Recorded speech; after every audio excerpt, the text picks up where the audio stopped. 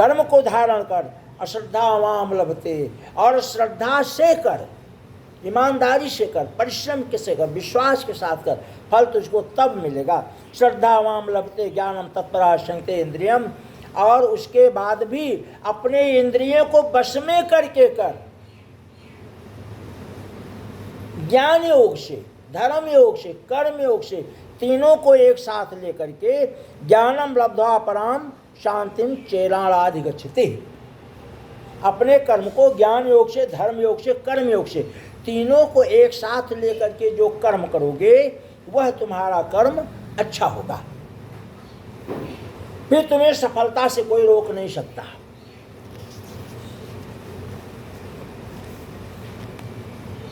योग संन्यास कर्माणि ज्ञान सचिन्न संशयम आत्म तत्वम कर्माणि निगृहन्ते धनंजय। एक आदमी गया पुलिस की भर्ती में, अब उसका सब कुछ हो गया, अब आज उसको वस्त्र मिलना है और कहाँ भेजा जाएगा वो स्थान मिलना है। अब सवेरे उठा और नीम के पेड़ पर चढ़ गया, मारे खुशी के, खुशी तो है भाई, पुलिस में भर्ती हो गया। अब नीम के पेड़ पर चढ़ा, फटाफट सवेरा होते ही जल्दी से उठा मारी प्रसन्नता से और नीम के पेड़ पर चढ़ा और दातून तोड़ करके लेके आया। जब थोड़ा सा रह गया जमीन नीचे आने के लिए तो वहीं से कूद पड़ा। अब जब कूद पड़ा तो उसके पांव में मोच आ गया। अब मोच आ गया और आज ही ज्वाइनिंग लेटर मिलना है, आज ही उसको वस्त्र मिलने हैं, समझ गए ना। तो अगर वो थोड़ा सा ज्ञान योग बुद्धि योग से उसी कर्म को किया होता तो दातून को तोड़ करके ले ही आया था और संभाल करके ये सोच करके उतरता, बुद्धि लगा करके कि अगर कूदूंगा तो कहीं पाँव में मोच ना आ जाए और आज ही ड्यूटी जानी है, तब क्या करूंगा। भगवान यही बात कह रहे हैं कि हमको क्षण प्रतिक्षण कुछ भी कर्म करते हैं, उस कर्म के पीछे जो ज्ञान शब्द है उसको हम विधि से, विधान से, समझदारी के साथ उस कर्म को करें कि ये जो कर्म कर रहे हैं इसका फल हमको किस तरह से मिलेगा और कैसे करें जो अच्छा मिले। किस तरह से तो वो देगा, लेकिन हम कैसे करें कि हमको अच्छा मिले। यानी सब कुछ अच्छा होते हुए और गिरा पाँव में मोच आ गया तो सब खत्म है कि नहीं है, और थोड़ी सी नादानी के कारण खत्म।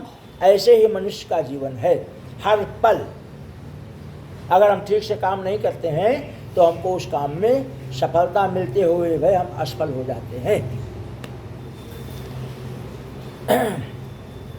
ओम तत्सद श्रीमद्भगवत सुपुस्तः ब्रह्म विद्यायाम योग शास्त्र श्री कृष्ण अर्जुन संवादे ज्ञान कर्म संन्यादेव योगः नाम चतुर्थो अध्याय समाप्तः।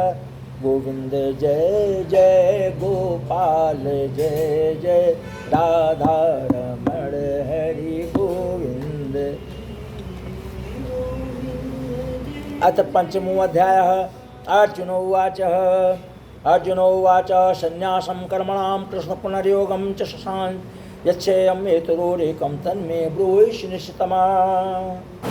अर्जुन ने प्रश्न किया भगवान की इस बात को सुन करके कि बात तो सही है, हम सफलता की सीढ़ी तक पहुंच चुके हैं, सफलता को प्राप्त करनी है, लेकिन उसका फल जो मुझे उपयोग में लेना है उससे तो अभी हम दूर हैं। कैसे दूर हैं कि अभी भोजन की चर्चा चली कि गृहस्थ ने बड़े सुंदर भोजन गृहिणी ने तैयार किया और जब भोजन करने बैठे तो ऐसा क्यों हुआ, क्योंकि भगवान की कृपा प्राप्त नहीं थी। तो हर कर्म के पीछे हमको भगवान की कृपा प्राप्त करके जो कर्म करेंगे, अर्थात उसको कर्म सौंप दें कि ठाकुर जी मेरा ये काम है और मैं इस काम को कर रहा हूँ, पर इसका जो फल है वो तुम समझो क्या दोगे, तब वो ध्यान देगा। तो हमें हमारे द्वारा किए गए कर्म का फल अवश्य मिलेगा। भगवान के अर्जुन कहते हैं कि हे कृष्ण, आप कर्मों के संन्यास को और फिर कर्मयोग की प्रशंसा करते हो, इसलिए इन दोनों में से जो एक मेरे लिए भली भांति निश्चित हो, कल्याणकारक हो, साधनमय हो, उसको कहो। अर्जुन ने अपने लिए ये पूछा कि आप मुझे दोनों रास्ता बता रहे हो कि कर्म भी करो धर्म भी करो, तो महाराज बात तो ठीक है, लेकिन आप मुझे एक तरफ ले जाओ। और भगवान समझा वही रहे हैं कि धर्म को करते हुए जो कर्म करोगे उसी कर्म में आपको सफलता मिलेगी, और धर्म को बिना करते हुए कर्म करोगे तो कर्मयोगी तो कहलाओगे, लेकिन सफलता मिलेगी कि नहीं मिलेगी इस पर निर्णय नहीं है। लेकिन धर्म को लेकर के जो कर्म करोगे उस कर्म में आपको सफलता अवश्य प्राप्त होगी। तो अर्जुन कहते हैं मुझे आपने दोनों रास्ता बताया है, लेकिन मुझे एक एक रास्ते का विशेष वर्णन करते हुए समझाओ, मेरे समझ के परे है। कल्याणकारक जो साधन हो आप मुझे उस साधन को समझाइए। श्री भगवान उवाच, भगवान कहते हैं कि संन्यासः कर्मयोगश्च निःश्रेषः कराभुः तयोस्ति कर्म संन्यास कर्मो योगो विशिष्टे है। अब इसको समझिए कि लोग वन में चले जाते थे, आज वन की व्यवस्था नहीं है। तो जब वन में चले जाते थे तो बहू नंगा जा रही है कि बहू वस्त्र पहन के जा रही है, उनको कोई मतलब नहीं था। और घर में बैठे हो और बहू गंदे चरण से जा रही है तो टोकोगे, क्या कर लो भाई, ऐसे वस्त्र पहन कर नहीं जा सकते। तो आज क्या करना चाहिए, आज अपने दरवाजे पर आराम से कुर्सी लगा कर बैठे रहिए। समझिए अब इस संसार में हम है ही नहीं हैं। कौन कैसे आ रहा है, कौन कैसे जा रहा है, आपको रोटी ला करके दिया कि नहीं दिया, रोज नहीं देगा तो दूसरे दिन जरूर देगा। आप तो अपने को ऐसा समझ लीजिए ना कि मैं यहां हूं ही नहीं, मैं घर बार छोड़ करके संन्यास योग में रह रहा हूं, जहां मेरा परिवार नहीं है। फिर आपका भाव कहां चला जाएगा, भगवान में चला जाएगा। जो होगा उसे रोक नहीं सकता मैं। तो कौन कैसे आ रहा है, कौन कैसे जा रहा है, जब आपका इस पर कोई रोक टोक नहीं होगा तो आपका मन अपने आप भगवान की शरण में चला जाएगा, और घर में रहते हुए भी आप धर्मयोगी कर्मयोगी दोनों बन जाओगे। समझ रहे ना आप? शर्मा जी तो ठीक है, जो नहीं बहुत अच्छे हैं। ये नहीं मानोगे, रोकोगे? मांगेंगे नहीं, खाने के लिए। अच्छा, खाने के लिए नहीं मांगेंगे, हाँ ये तो हम जानते हैं। बहुत सरल और दे दिया है? हाँ तो ठीक है ना,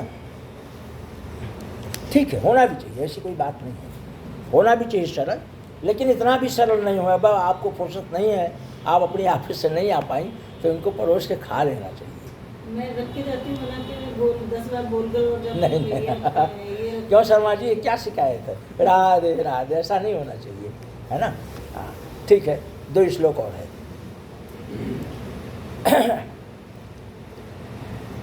यत् सांख्य से प्राप्ते स्थानम तथोगैरपि गम्यते एकम सांख्यम च योगम च यः पश्चित् शपशति।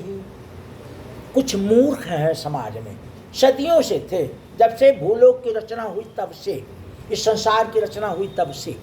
क्या बोलते हैं, महाराज मैं तो घर में पूजा कर लेता हूँ। अरे बेवकूफ़ की औलादों, घर में पूजा करने से क्या मिलेगा? जब तक चल के नंगे पांव भगवान के दरबार में जाओगी, क्यों? यहाँ प्रतिष्ठित है, यहाँ ब्राह्मण के द्वारा रोज पूजा होती है, रोज आचमन होता है, शुद्ध सफाई होती है, आरती पूजा पंचलोकपाल दरबार की होती है। यहाँ नंगे पांव आओगे तो तुमको फल में भी फल मिलेगा। और घर में जो पूजा करने की व्यवस्था बनाई गई है, घर के जो वास्तु हैं, जो घर में 36 स्थान वास्तु का है, उन सब को नियंत्रित करने के लिए घर के अंदर पूजा की व्यवस्था रखी जाती है। इसलिए घर में भगवान की स्थापना, पूजा घर बनाया जाता है।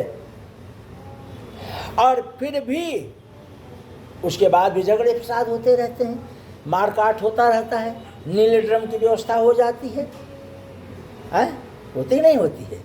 तो इसलिए जो है घर में पूजा कीजिए, घर की पूजा करने से घर के वास्तु प्रसन्न होते हैं, हमारे पितृ देवता प्रसन्न होते हैं। लेकिन उस फल को प्राप्त करने के लिए हमको देवालय अवश्य जाना पड़ेगा, देवालय जाकर के ही हमको फल मिलेगा।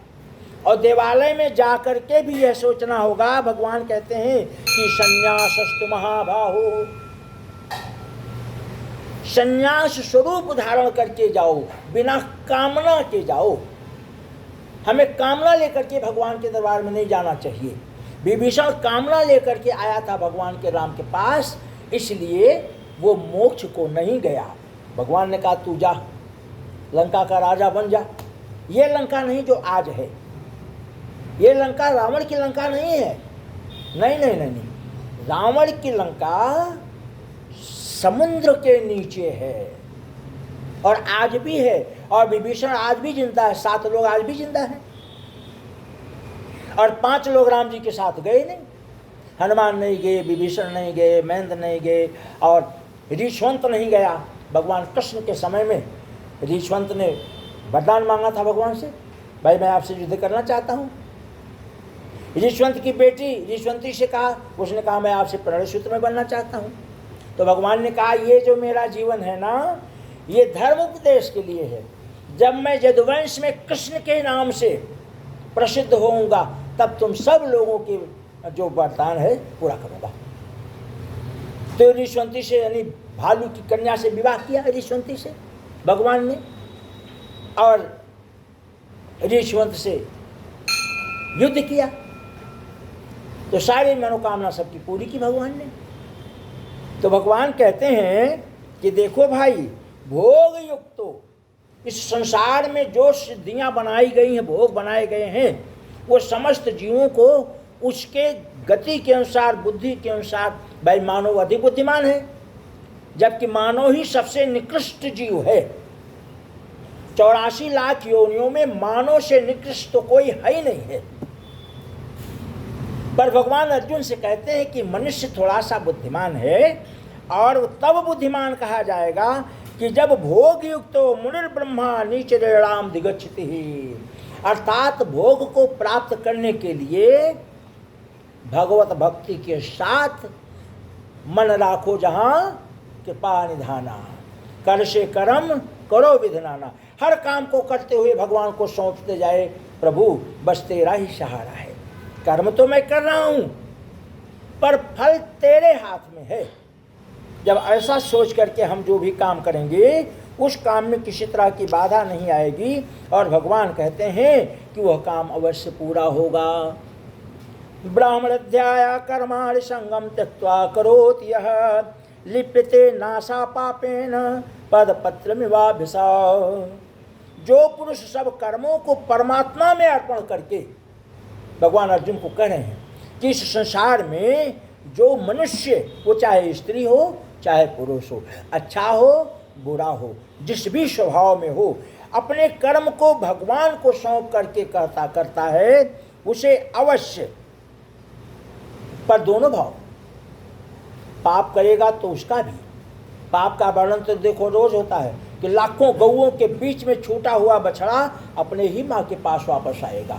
उस तरह से हमारे जीवन में जो पापक कर्म हो जाता है, उसका फल मुझे प्राप्त ही होगा। इस जन्म में नहीं प्राप्त हो। तमाम लोग प्रश्न करते हैं ना, अरे फलाने तो बड़े दुष्ट हैं, बड़े बदमाश है, फिर भी वो लक्ष्मी बढ़ती चली जा रही हैं। वो उसके इस जन्म के कर्म का फल नहीं है। इस जन्म के कर्म का फल नहीं है, उसके जन्मों जन्मों के कर्म का फल है। और अब आज विनाश की लीला की तरफ जा रहा है, तो खुद तो जाएगा अगले जन्म में। भिक्षा भी, तमाम भिखारी हैं जो भिक्षा भी नहीं पाते हैं, और तमाम भिखारी लूट करके अरबोपति बने हुए हैं भिक्षा मांग करके। यानी वहां भी कर्मयोग हो गया, संन्यास हो गया, धर्म हो गया। तमाम भिखारियों को देखिए, दरवाजे पर जाते फाटा बंद मिलता है, और तमाम भिखारियों को देखो करोड़पति पेपर में निकलता है, ये तो करोड़पति है। तो सब रास्ते पर भगवान का अनुसरण करके, भगवान का प्यार लेके, भगवान से आज्ञा लेकर के जब हम कर्म करेंगे, करोड़ों गौओं को दान करने वाला राजा मृगकी की योनि को प्राप्त किया है ना। तो हम जो कर्म कर रहे हैं, उस कर्म का फल मुझे कायेन मनसा बुद्ध्या केवले इंद्रियैरपि योगिनः कर्म कुर्वन्ति संगम त्यक्त्वा शुद्धे। कर्म करना मेरा कर्तव्य है, लेकिन यह कर्म मैंने अच्छा किया कि वो हर आदमी अपने समय से अच्छा ही करता है, पर उसका जो फल है वो वहां निर्णय होता है, यहां निर्णय नहीं होता है। तो हम तो समझते हैं अच्छा कर्म किया, बड़ा अच्छा फल मिलेगा, पर फल तो दूसरे के हाथ में है ना। महाभारत का युद्ध समाप्त हो गया और द्रौपदी ने कहा, कुंती ने कहा चलना चाहिए कहाँ, कुरुक्षेत्र में। वहां ना मालूम कितने सेना, कोई पानी के लिए तड़फ रहा हो, कोई दवा के लिए तड़फ रहा हो, कोई कुछ के लिए, किसी को भूख लगी हो, तो डोली सजी और सारे व्यंजन दवा मिष्ठान सब कुछ लेकर के चली वहां से। अर्जुन ने तत्काल प्रश्न कर दिया कृष्ण से, प्रभु एक बात बताइए, इस संसार में भूख क्या है? भूख समझ गए ना, क्षुधा। भगवान ने कहा ऐसे समझाने से तुम समझ नहीं पाओगे, चलो मेरे साथ। बस दोनों लोग आ गए कुरुक्षेत्र में, हस्तिनापुर से निकल करके, और एक बट वृक्ष के पीछे छिप गए। और जब ये सबको लेकर के सहेलियों सहित सेनाओं, मतलब कर्मचारियों को लेकर के फल फूल मिठाई दवा इत्यादि लेकर के वहां पहुंची, तो वहां पहुंचते पहुंचते इनको भूख लग गई। भगवान ने एक बड़ा सुंदर माया रूपी फल का वृक्ष दिखाई दिया भगवान की कृपा से। तो पांचाली ने कहा अपनी सहेलियों से, बड़ी भूख लग गई मुझे। सहेलियों ने कहा, देवी जी अभी अभी तो भोजन करके आई हो, पता नहीं क्यों भूख लग गई, बहुत तेज भूख लग गई, रहा नहीं जा रहा, खोजो कुछ, ये तो मेरे करने योग्य भोजन है नहीं, ये तो जनता जनार्दन